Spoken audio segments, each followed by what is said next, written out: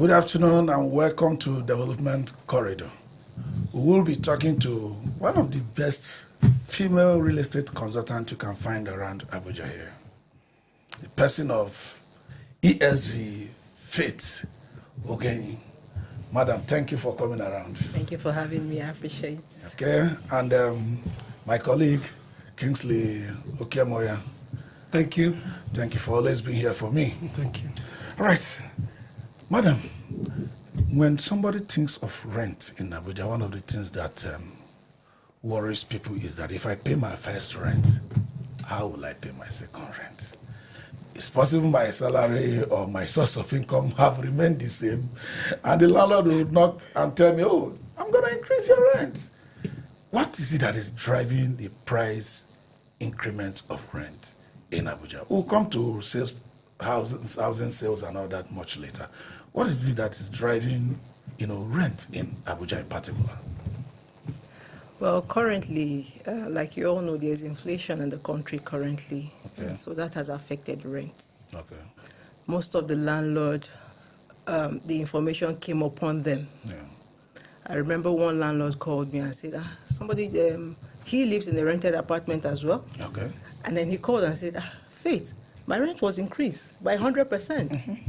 I said, yes, rent has gone up. He said, please increase my rent then.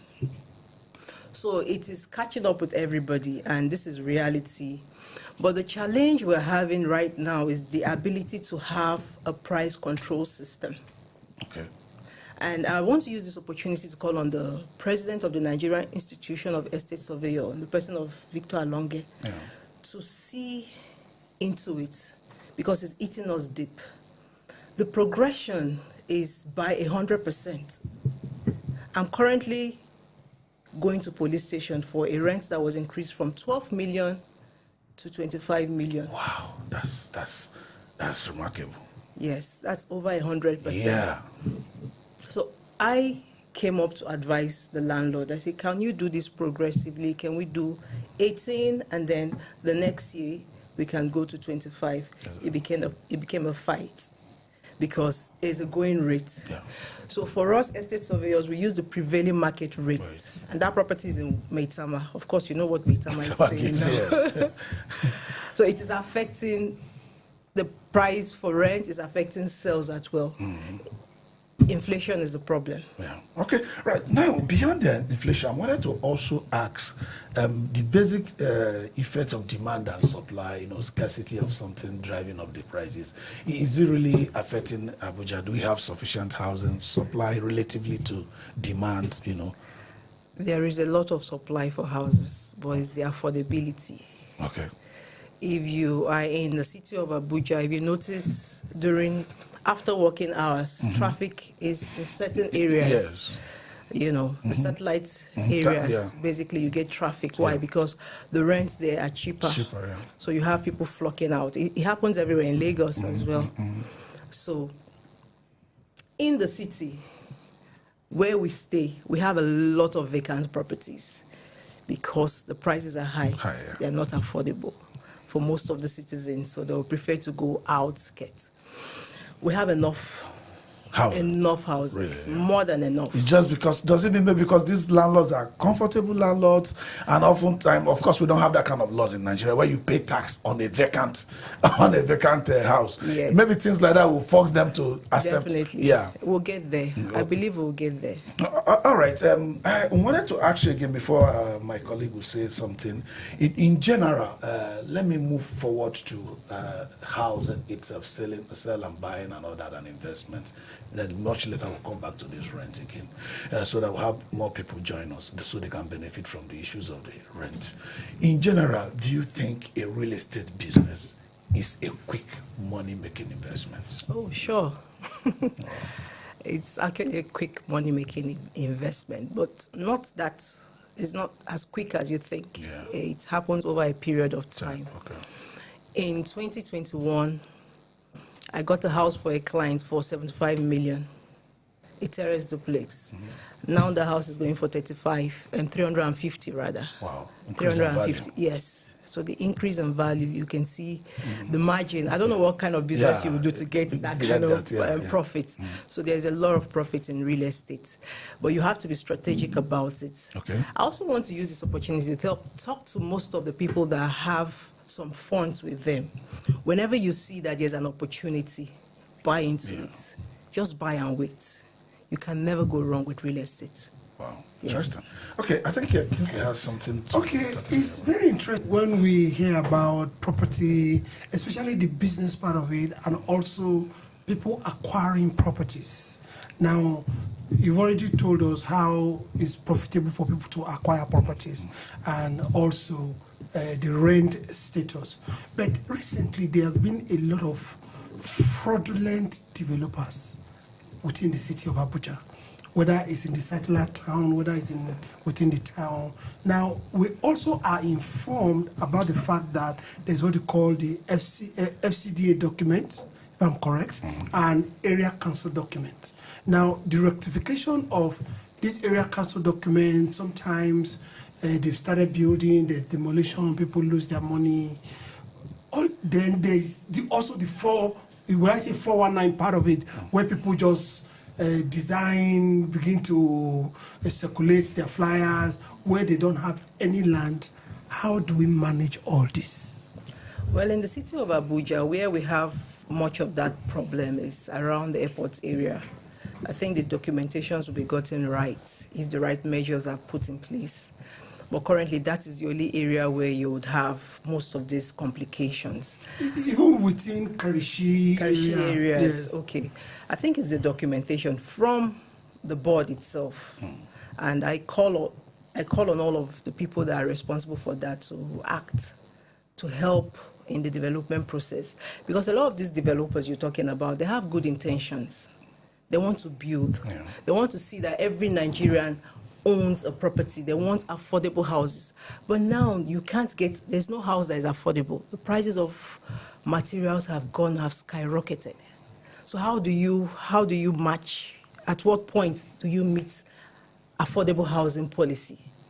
So I am not putting blames on the developers. Of course, I know some of them are faulty, but I also want the government to come to their aid because they are putting in a lot of work to get it done, but then the government is faulting in their own side, so it becomes... How can you start developing when your documentation with the appropriate authorities, like the FCDA agents that are into designs and everything, not well documented? But these developers go in, start developing, then they start selling, then after a while, a development control comes and demolish the house. It's making people not to have confidence in the process. Investing properties. Well, I think that the problem will be starting from in-house. Someone inside is misguiding them. Because I don't think any developer will want to go and waste resources and time, and deceiving people. That's not their intention, but they must have gotten a conviction from someone inside, and then they go in, it's not what it is, it becomes problem, trying to match it, I know who I am, I can help you, I cannot help you. So it goes beyond that. There's a whole lot to look at. So how do we guide the investor? Well, ages have come up with something very interesting, which is the search process. Yeah. As it is now, you can't even get your ground rent without your original. Yes. Without so that is one way out. Yes. Can't even get the bill without the original document. Even though it's studious, it's because you can have originals in the UK, you can have the originals in the US, trying to get very tedious, in and out. But it's a measure. They have discovered that original is important to get things done. So things are taking shape, and I believe with time we'll get it right. All right, coming to talk about the do I say dubious or not so efficient developers around. You are a professional and a member of a professional body that regulates estate valuers, surveyors and valuers. Do you people have a requirement or trying to make it a law that any developer must have your professional member, either in the employment or as a director, or because that's, professional body gives this guide and confidence to investors when dealing, with what do I call developers like this. Have you been able to push through a kind of legislation or something? Oh yes, I'm actually a member of the Nigerian Institution of Estate Surveyors and Valuers, and currently, because I've been receiving BASBOs from landlord and tenant. Yes. So I decided to go into development. I went to join Reden. Okay. So there's a body that guides developers. It's the Real Estate Development Association of Nigeria. That's Reden. Okay. So they have a school. They put you through. They have processes. I just joined them, so I'm going through their processes. I always advise people, if you want to go into a business, you need to know the rules, the code of conduct, the integrity of that business, so that you do it the right way. We get it wrong when we go the wrong direction. Yeah. So the school is there to guide you. The Institution of Nigeria Institution is there to guide. Any agent can be a member of the Nigerian. There's an exam you run. There's a school you go through. There's a qualification before you get your certificate. Okay. Same with the Reden. So this is interesting. So an investors or somebody that wants to buy a house or anything should ask his or her agent if you belong to this organization. Oh yes. You need to work with a certified agent or a professional, basically. Yeah. So if you're going into development, you want to know what is the qualification of this person. We have a lot of accountants now that are developers. Certainly. So, and I'm sure they've gone into the business and they've understood the integrity of the business, and they are working with the directions of the Reading policy. Because the rules now is tight, actually. You can't just go in and become a developer. You have to follow that process. Excellent. That sanitization is very, very good. And I wanted to ask, there's this, do I call it a myth, people have that it's agent that increase the prices of housing price. By the time they add their own, they will introduce caution fee. They will introduce now for you to go for inspection, you pay certain money. Inspection fee. That agents will willfully reserve or keep a place that they know is not rentable, just to be collecting inspection fee. They tell you, any house, if you say I need a 3-bedroom, they say I have one. They know you're not going to take it because it's unkept. They'll just take you there, pay inspection fee. You now say, I don't like this one, okay, get me another one. Meanwhile, they have collected inspection fee. That kind of racketeering, if it does exist, do you people have a mechanism to curb it, to restore rentals' confidence? Of course, I must tell you that I have experienced that as well. An agent calling me, and I called an agent and I experienced all of this. But you see, these people are struggling to earn a living. So they are on the street. They don't have what it takes. Trying to survive. Yes, so they are trying to survive. Every day they come out. If they can get inspection fee for 5,000, they're okay. They go back home and they thank God and come back the next day to try their luck. But for professionalism, last month I got a call. Usually I have my numbers on some of the properties that I manage and for sale or for lease. So I got a call, and then the man was very angry and aggressive. It's a terrace duplex for 250 million. And then he said, why is the price so expensive? You agents are the problem. I said, sir, please, may I educate you a little? He said, okay. I said, I work by instruction. My fee is 5% of every sale that I make. So of what benefit is it to add to sales? Or to keep when you're not going to not get sell. The fee, or to not sell. I'll make more money when you sell a lot more than holding one property to ransom because I want to make all the money from it. So I had to educate him. It took me a lot of time because he was really, really offended. And I had to say, sir, this property you are complaining about 250 million. I have a similar one. The landlord just wants 180 million. Can I take you there? So we help to enlighten them. Otherwise, we become the victim. Victim is because that is the difference between being a professional and being a street agent. All right.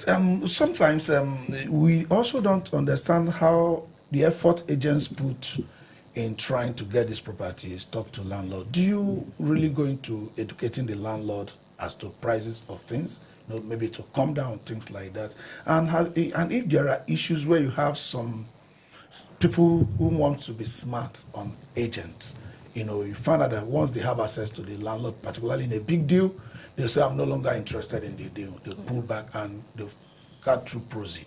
And if you don't have power of attorney on the property, how do you handle such things? Well, the best we do as a real estate consultant is to advise. Otherwise, you can get fired. Okay. Your clients can say, I don't need your service anymore. So we advise you as to what it is. The challenge we're having now is the market value.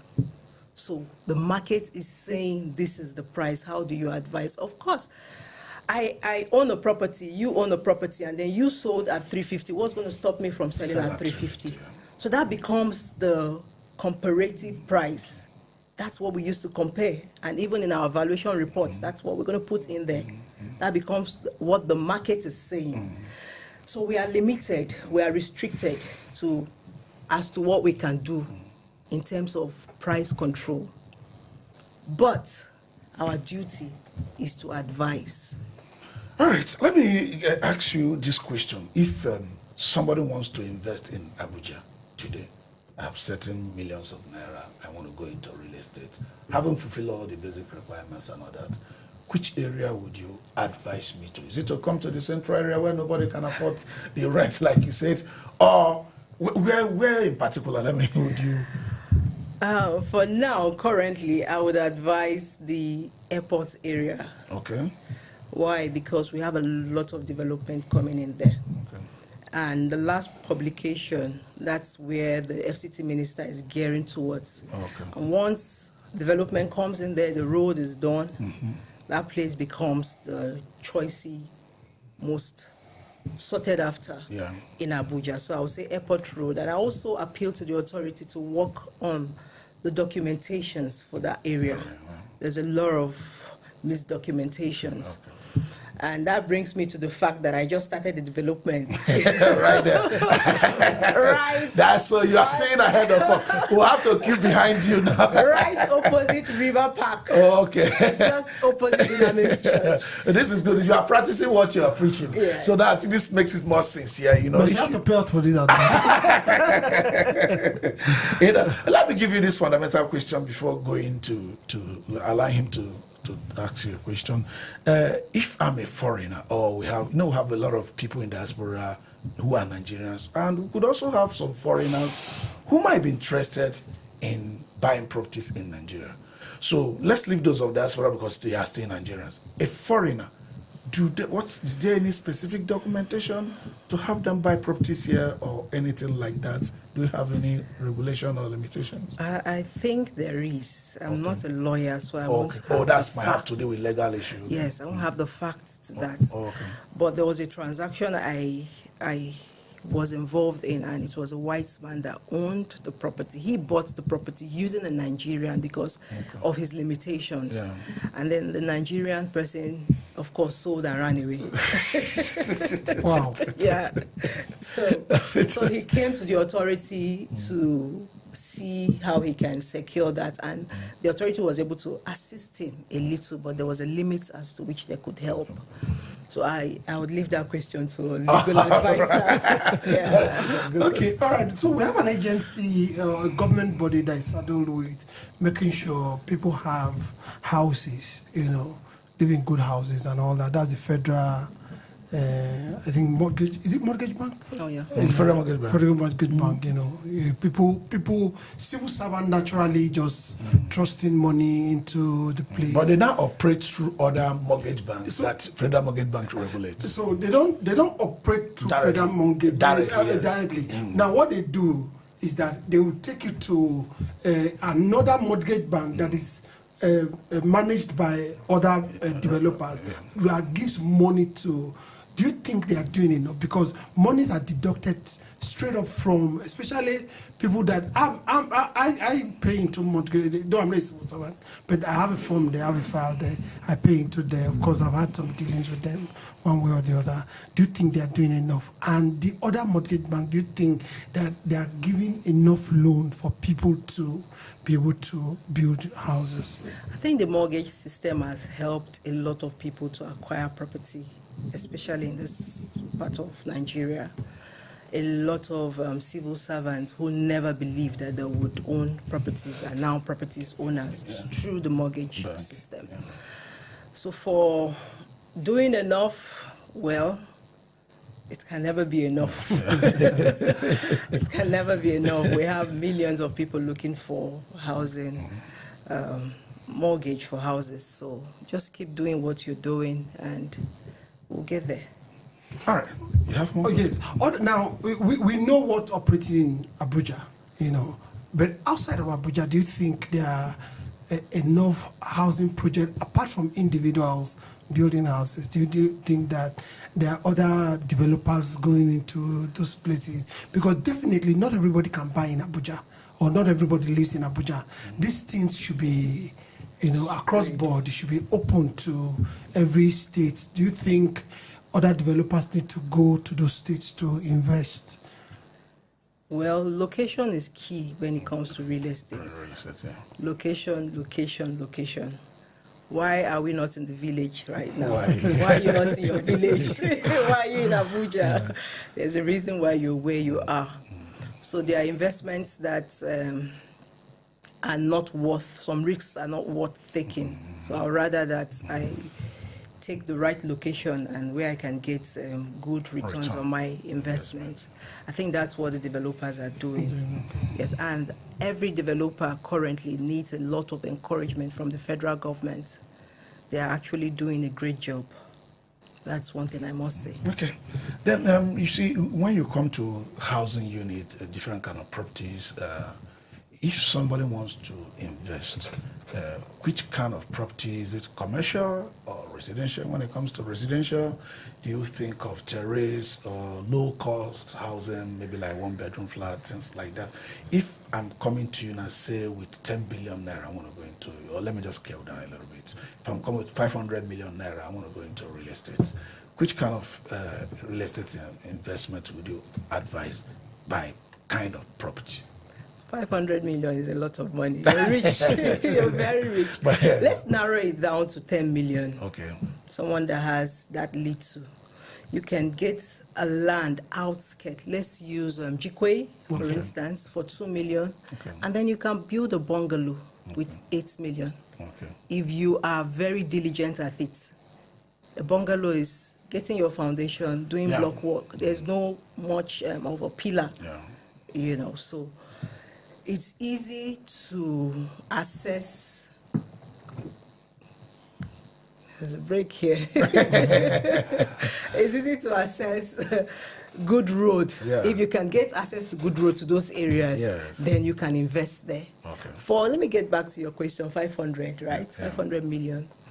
If an investor comes to me with 500 million right now to invest, I would say, let's look for a choice property in the best location selling currently in town, which is Guzape. Okay. So we can get a property there, we'll buy. There's been this Ponzi movement in Guzape. Someone buys a property, 150 million. In 3 months' time, he's selling 250. Yeah. In another 3 months, he's selling for 750. And you're wondering what's going on. Why? Because there's a hype for that location. Yeah. So that's for you. You can bring your 500 million. I have a property for you. I have it. That's interesting. My happiness is that you try to look at investors at different levels, particularly, paying attention to the, the mass, the income bracket that most people might be able to fall into. When you talk about this, that without this federal mortgage bank system, maybe certain civil servants might not have been able to even have a home. The federal mortgage system, do they extend their services to people building their retirement home in the villages, or they also say location is key in property. Who do I call to help me answer that question? I don't work in the system, Oh, so okay, I so really don't know how they operate. Okay, Yes. all right. All right, that's fine. So, if you travel abroad, there are certain times that the realtors might advise you not to buy now. Hold on for this kind of time. Just hold on. The market tends to cool off at this time of the year or things like that. Do we have the best time to buy and sell in our Nigerian real estate market? Yeah, you can speculate. Okay. You can have some. I am also speculating that there is going to be a downward movement in price very soon, because when the price goes up to the highest level, it gets to the peak of it, it begins to go down. So when properties become not affordable anymore, there's no money flowing in the system, deflation sets in. So you can speculate. It's okay to speculate, but be very accurate when you're doing that. I will always say, don't wait. Buy real estate and wait. Don't wait. Just buy. Okay, so the system right now, because I know I was looking for accommodation sometime not too long ago, and it was almost like the landlords were like gods. You get one, they will say, either they say they want to go and pray, or they want to. So many intrigues were going in. Why are we having that at the moment? With the high price increase, still yet, there's still a lot of holding back from the developers, especially on rentage. What's causing this? Well, for rentage, when you have what is on high demand, you tend to relax. I think that's what's happening to most landlords. They know the prices have gone up and there is still demand for their properties. So they are very reluctant and easy to deal with. Like, they feel at ease when it comes to dealing with them. 2 days ago, a client called because he had a friend who needed a self-contained or a room and parlor. So he called and said, Faith, I'm trying to look for a room and parlor for a friend, and they are saying 2 million rather. Is it that expensive now? Then he said, my property in Jabi, I'm still collecting 4.5 million. So I laughed. I said, sir, but you've been managing your property yourself. That's why you don't have this information. If I was still managing your property, I would have told you that there is a change. That property is going for 15 million. He was like, are you for real? So what do I do? I said, you cannot, from 4.5, send a note to the tenant, and your tenant is a son. You'll start signing it. As a senior advocate, you can't change the price. So what do? I said, send him a quick notice. That's the best way the best approach to do. Just send him a quick notice, tell him to leave. If you want to get that price, otherwise you go progressively. You just get to 10, and then over gradually get to 15. Yes.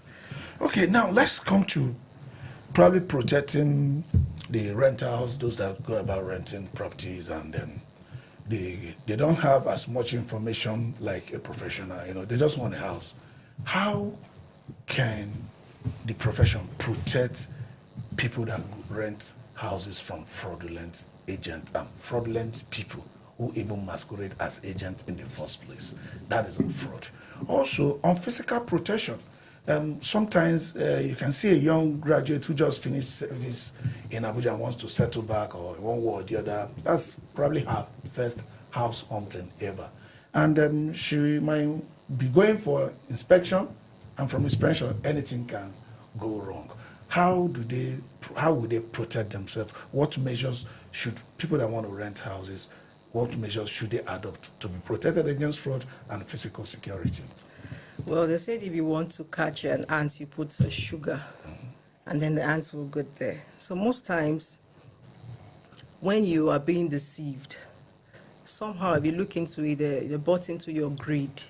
You didn't do things the right way. When something is coming to you that looks too good to be true, you need to question it. That is one, I must say. And there is for rental, there are procedures. First, you want to rent a property, you go and inspect. After inspecting, you can send an intention, a letter of intention, and then you get an offer letter offering you the property with terms on it. And of course, most times the offer letter comes with the account details. Yeah.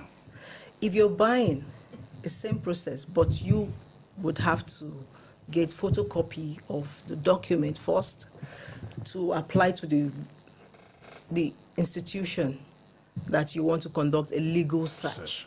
Most people, instead of conducting a proper search, they do the window search. They just know somebody that knows somebody, and then How is this? they say, becomes a problem. So you do it properly. Then after that, payment is made. Of course, you must have cited the original document. I know of a fact that sometimes they bring a document that is original to you, and then at the point of delivering the document to you, They give you a sometimes, clone one. yes.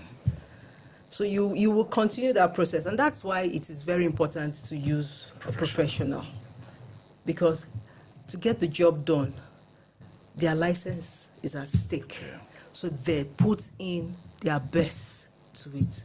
You get a lawyer involved, you get an estate surveyor involved, especially when it comes to sell. But for rent, sometimes landlords will not want to include a professional. They'll just tell you, meet my brother, my sister, you start And to these have... people are desperate. Exactly. To go Meet my to brother, get my house. sister, and then your son can even sell and disappear with the money, and then the dad is saying, you didn't pay me. Say, but I paid your son. So it becomes an issue. When you go through this process of getting a letter, there is a proof with all of this documentations. Whenever there is an illegality or there's a problem, you can go to court. You have documents. So you check all of those fraudulent cases, they don't have documents proof, they don't have genuine documents. So we shouldn't skip the processes. Yes, Get to the professional very important. and move forward from there. Yes. Okay, that's interesting. What do we do about land grabbing?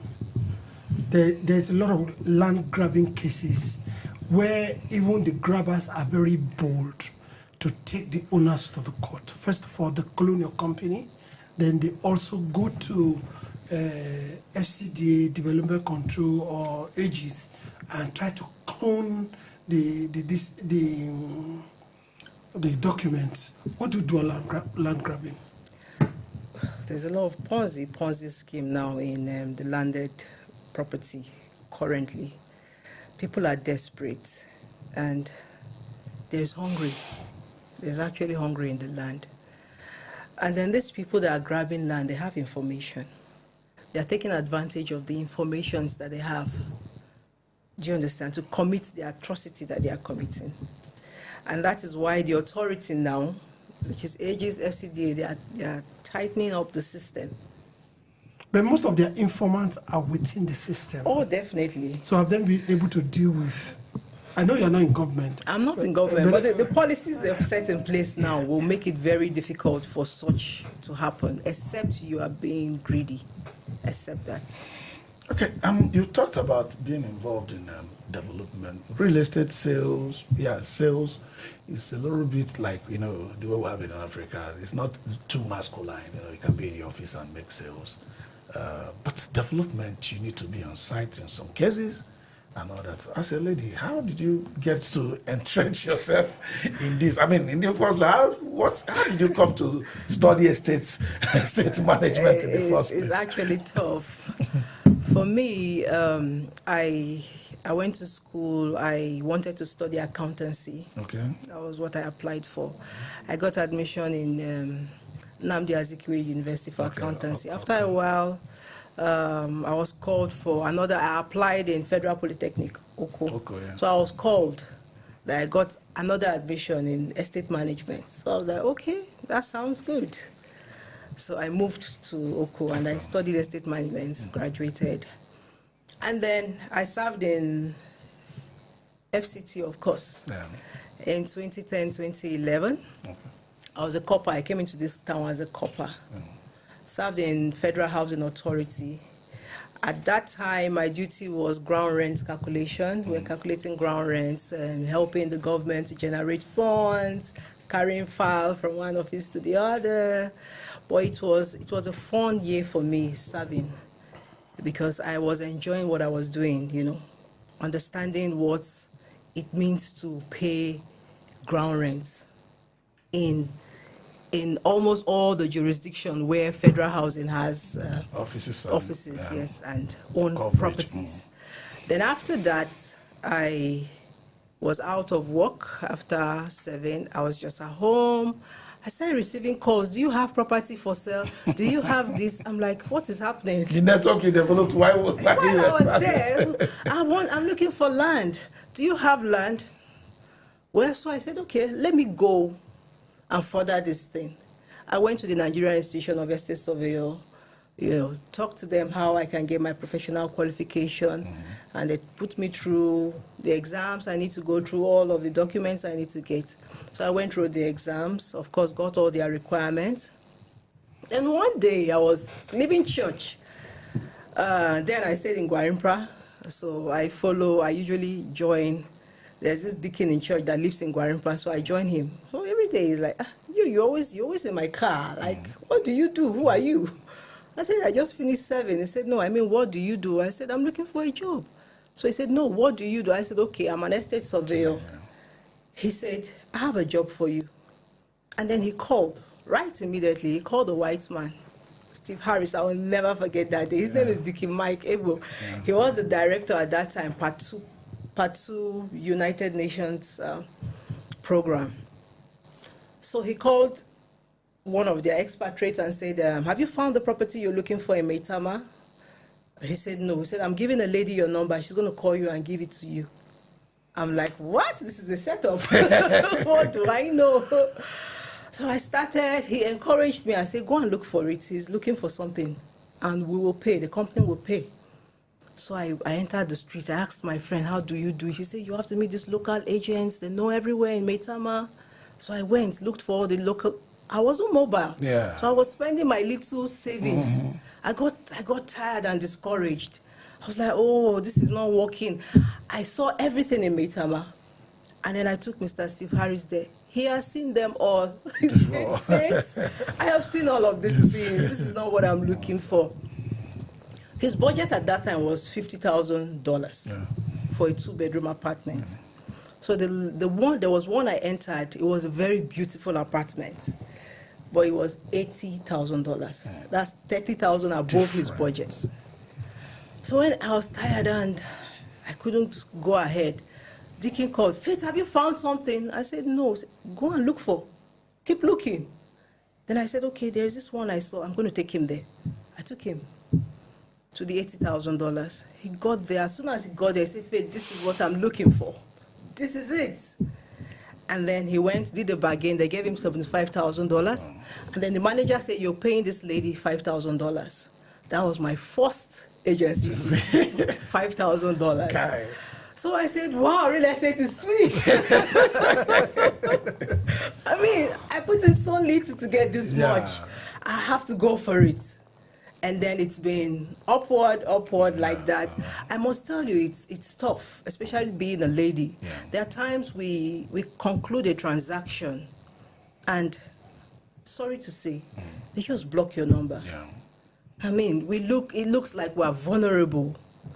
And if you don't encourage yourself, you'll get discouraged. So every morning I wake up, I keep pushing, I encourage myself. And today, I came up with Gulf View Estates. Excellent. That's going to be the best estate in this side of the world. Good one. So I'm also calling on new investors.